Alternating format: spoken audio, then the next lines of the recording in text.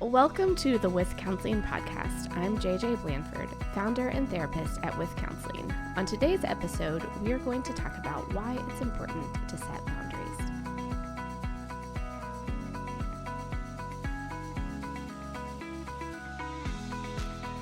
Yeah, and I guess we talk a lot about boundaries and sort of this mental health world and everything, and I don't always maybe know what we're even talking about sometimes. I feel like it's one of those words you kind of throw around, but like, I don't know that it's always clear what that actually means. So maybe like a good starting point would be like, what do most mental health professionals mean when they talk about setting boundaries? Boundaries. So when I think about doing work around boundary setting, what I mean is what kind of parameters, guidelines, rules, whatever you want to call them, need to be in place in a relationship, prepping for an event or social gathering, so that you are going to show up in a way that feels comfortable to you.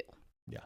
That your needs, your desires, kind of what you need as a human is honored, oftentimes in a social interaction, like setting or in a family relationship setting. Yeah. I think part of what is prompting this for me to ask you is that I'm realizing maybe there's been times in the past that I haven't had the best boundaries, and you don't really know that until you experience boundaries. And something precipitated the other day where there was an event I was supposed to go to.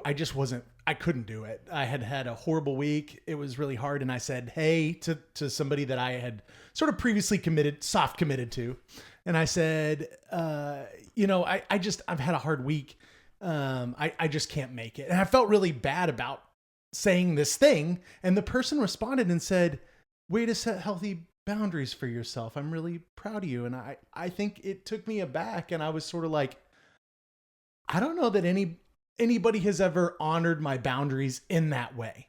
I feel like most of the time when I send that text or whatever, it's like people making fun of me and like, oh, why aren't you here? We're having the best, you know what I mean? It's like there's like relational repercussions that come from that. For sure. And I don't know that I've ever experienced it in such a explicitly healthy way. Does that make sense? Yes, okay. It does make sense. Okay. And I think that's because we don't know how to set boundaries as people. Okay. That's in general. That is a lot of people don't know how to set boundaries. That is my belief based on the work that I do. Okay. Do I have statistics to back it up? Who knows? It's anecdotal. It is anecdotal. Okay. And I have been a therapist for long enough that I feel like a lot of my anecdotal stuff holds some weight. Yeah.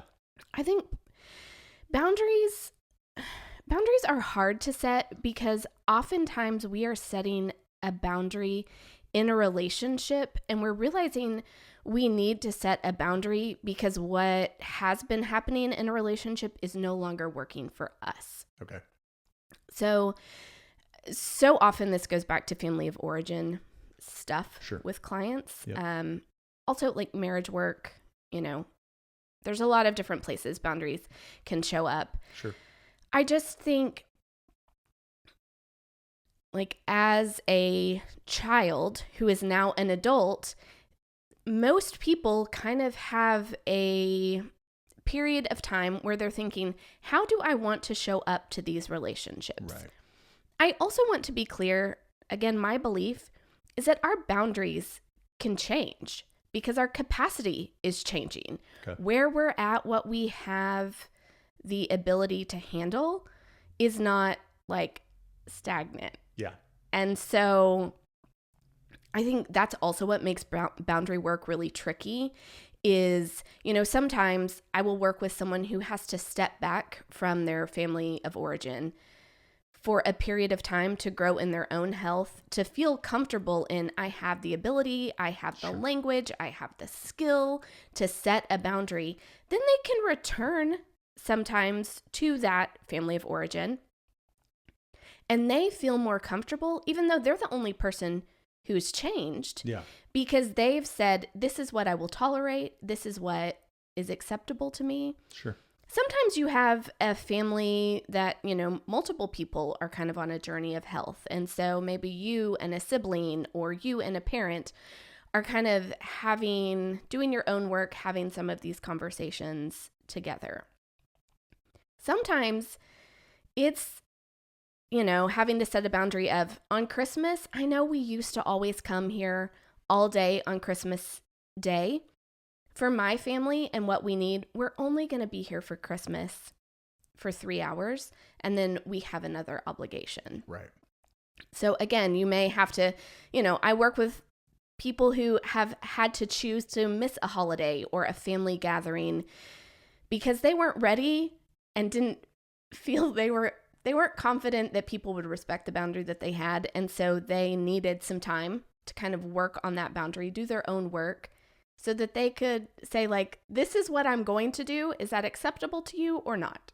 Yeah, that makes perfect sense. I think even in this conversation that we're having, like, all that makes perfect sense. And I guess for so long, I have not set boundaries for myself because I'm afraid people are going to be mad at me and it's going to lead to a relational break. I mean, that's a very common thing, isn't it? For like why we don't set good boundaries.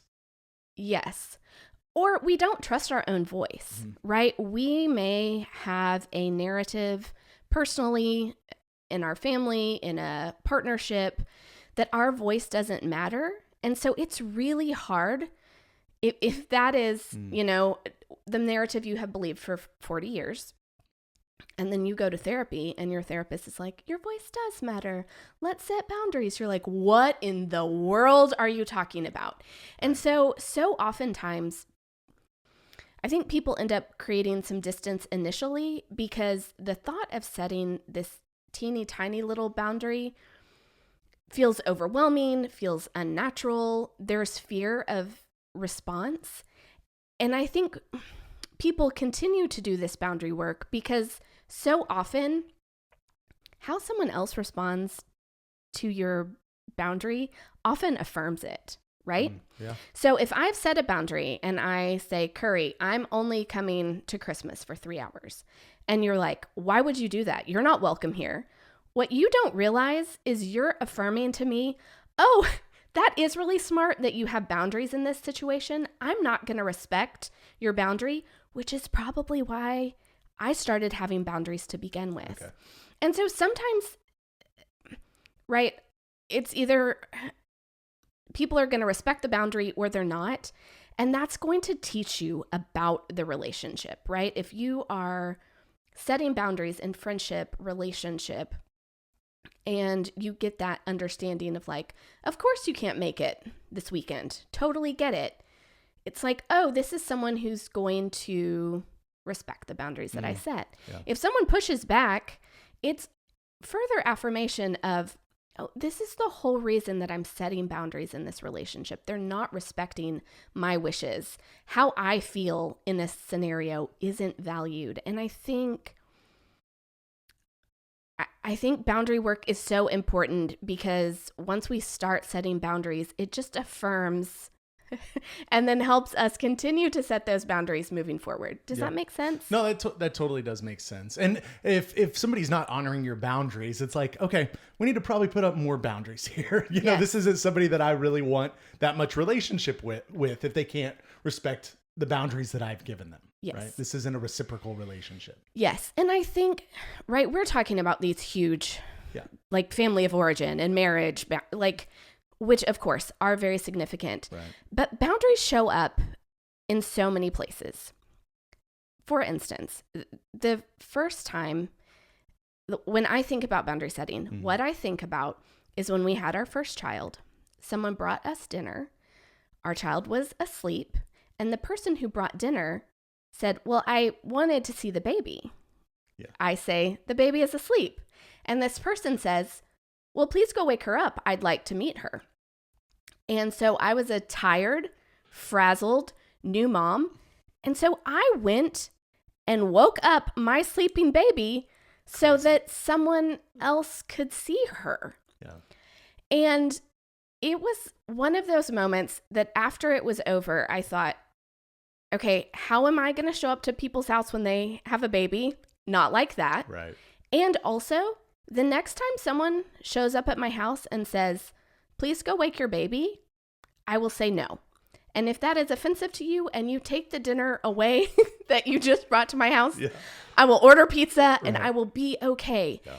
And for me, that was this distinct moment where I thought, this person isn't thinking about my boundary, what I need, what my family needs. They're putting their own needs over mine. And that is not okay. Yeah.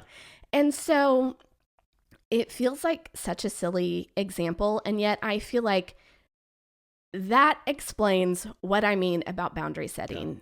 So often I meet with clients and the belief is, well, how do I know if I'm setting the right boundary? Sometimes we don't know we need to set a boundary until someone has jumped over and violated it, that it's like, that did not feel good. I don't want that to happen again. Yeah. What do I need to do to protect myself from being in that situation again? Yeah. And again, caveat to the level we can control and all the things. Sure. But I do think sometimes we don't even realize that we need to set boundaries until we are leaving a conversation or an interaction and you're like, ugh, that felt terrible. I don't want to feel that way again. How do I need to show up in a different way?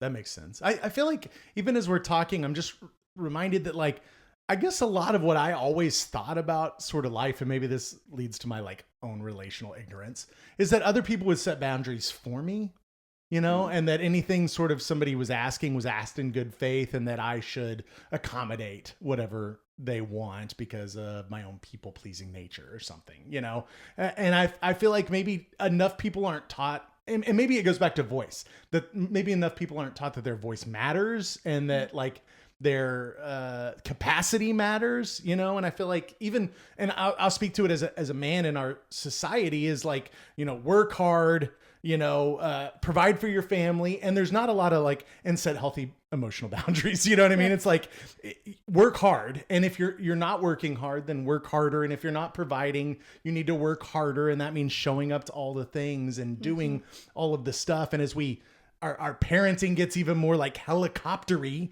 not only are you showing up to work, but you're showing up for your kids. And, I just feel like we've gotten into this place where maybe boundaries are obliterated in some ways because there's so much placed on us. I don't even know if I asked the question. I just said a bunch of stuff. I think that's so true, because I think work is another place that I do work with clients around boundary setting, right? Yeah. You may have the most awesome sauce boss who is protecting your mental and emotional health. I work in the the helping profession. And I have had fewer of those than I should. Sure. And yet we show up to work thinking, I bet they have my best interest at heart. Right. Even though if we took a minute to think about that, maybe your boss does, but your corporation is probably not making choices thinking about, how is this going to impact, Currey? Yeah. How will his mental and emotional health be? Right. What will his work-life balance be like on a policy change, right? For sure. And so I think sometimes we do have to kind of take control and set a boundary of, I'm not actually going to work on Saturday. Right. If the job I was hired for is 8 to 5, Monday through Friday. Right. Yes, there are always caveats and exceptions. And again, at work, if you go above and beyond and work outside your hours and do special projects and don't ask for compensation, you are teaching people how to interact with you. Yeah. You are teaching someone that, I'm just keep using you because you're sitting here with me. I'm right here. It makes sense. Yeah. But this do I think companies think, I could abuse Currey? No. Right. Are they thinking he'll do whatever we ask? Yes. And so sometimes we have to set the boundary of, this is how I will be cared for in this role. I was talking to a client this week who is learning to use their own paid time off. Yeah. No one in their department at their job uses their paid time off. Gosh. Well, and I know this is a shared, culture. And it's a shared soapbox. Yeah. And my client is learning how to set a boundary for themselves by saying, I need time off. Yeah. I need a day to deal with my own life, and no one else around me is doing that. How I'm setting a healthy boundary is using the time off that has been given to me by this place of employment. Right. And so, again, that is another place. I think so often we hear boundary setting and it's like, how do I deal with this toxic family member? Which, yes, is true. Yeah. And absolutely. No doubt. Is a place to use boundaries. And there are so many places in our lives.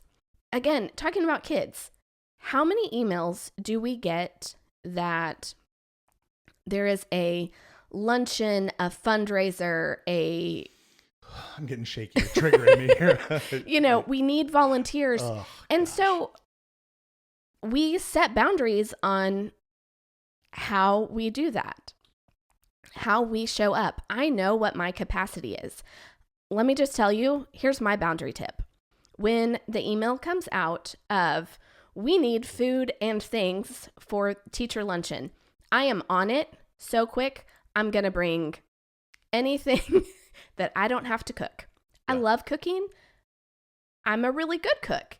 And the thought of like cooking something, having to transport it to the school. Transporting cooking is hard. Not your thing. Like it's the opposite it of is your 100. thing. It like stresses. You'll cook anything and eat something at the house, but transporting something is just like way next too much level. for you. Yes. Well, and because at the school, then I have to go back and pick up the thing that I dropped the prepared food off. No doubt. So for me, boundary. And I feel very generous in my support of the school, and it's all stuff I can order from Costco. Yeah. And I just drop it off after I drop another kid off at the school next door. And so it's still I want to participate. I love and appreciate our school, our kids' teachers, and making soup for the teacher luncheon is never going to be my jam. Yeah. And so I also know I'm not the only person, so I have to get those things that I can buy before someone else gets them. Yeah. Right. And so it does take some planning, but I think it's looking at what do I have? You used the word capacity earlier in our conversation. Mm-hmm. Again, that changes. Sometimes that school email comes out. I'm like, I don't have the capacity to plan for in 6 weeks where we might be. Yeah. Here's a gift card to buy whatever you need. Or I'm going to sit this one out. I've participated in all the teacher luncheons this year.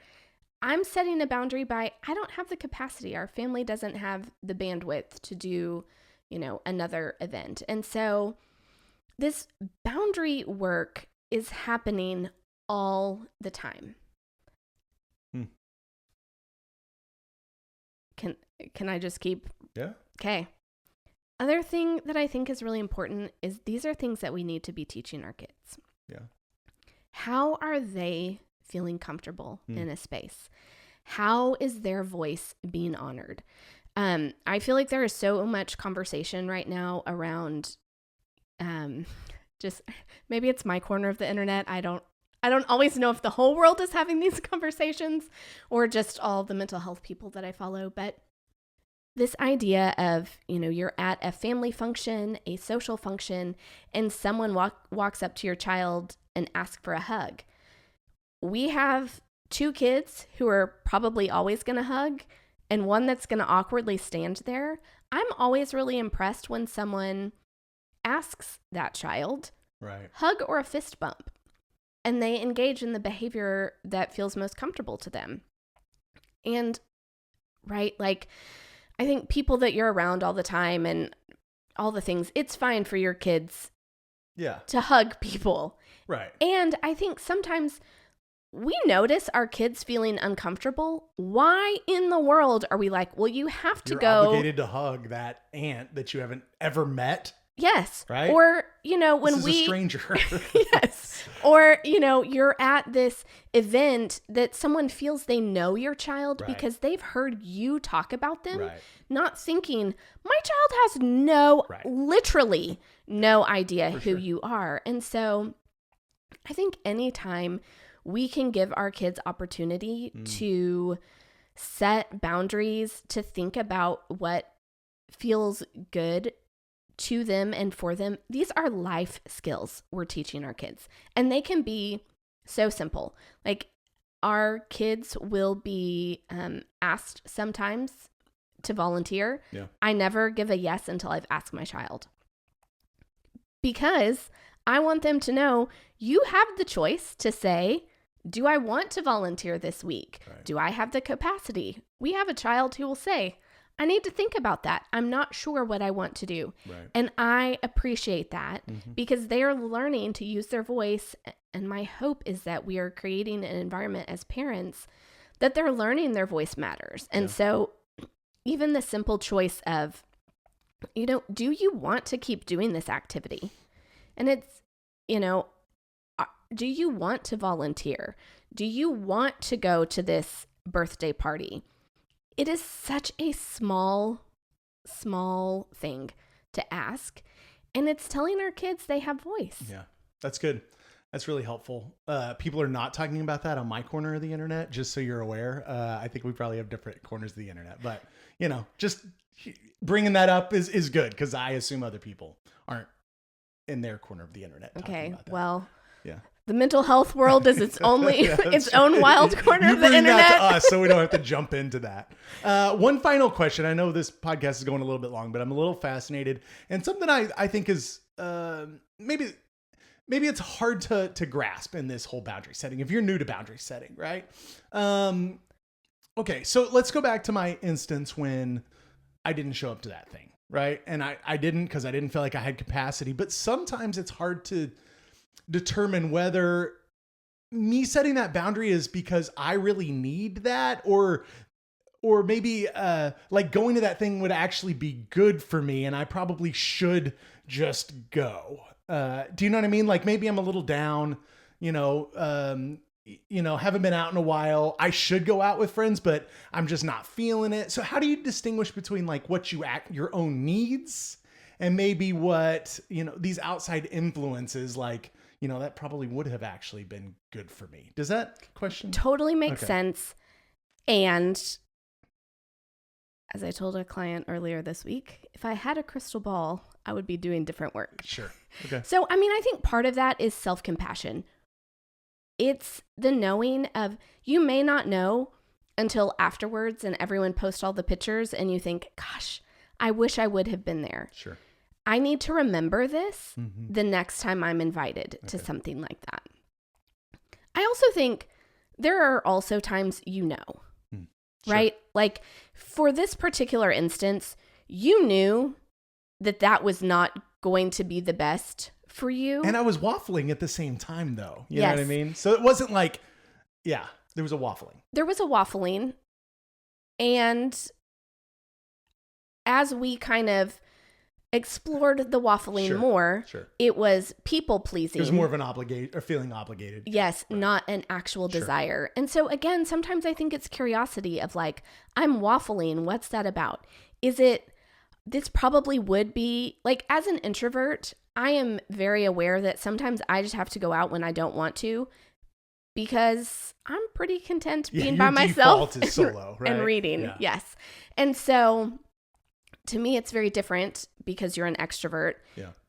When you're waffling, it is a very different conversation, curiosity, exploration about what is that about. And so I think we have to be curious about where we're at and like, what is the actual motivation? Because I think sometimes we'll name it as something, and when we sit with that, we're like, that's not really what it is. Yeah. But that's what feels, it's way harder to say, I'm struggling with people pleasing and I want these people to like me, and showing up to that event would help them like me and make them feel good, versus what do I actually have the capacity for? And my job is not to make those people feel good. My job is to make sure that my emotional and mental needs are met. Yeah. And so saying a no is honoring of what you actually need. Yeah. I think as two people pleasers, maybe even our content probably drifts along that, parallel where it's like, maybe other people don't struggle with people pleasing in the same way, but, it becomes very apparent in conversations like this. Right? Yes. Yeah. So, I think we crushed it. As always. Yeah. As we do. Yeah, for sure. I hope you enjoyed today's episode as we explored what it looks like to set healthy boundaries. I'd love to know what boundaries you're inspired to create. You can find me on Instagram and Facebook at counselingwith, or you can shoot me an email from my website, counselingwith.com.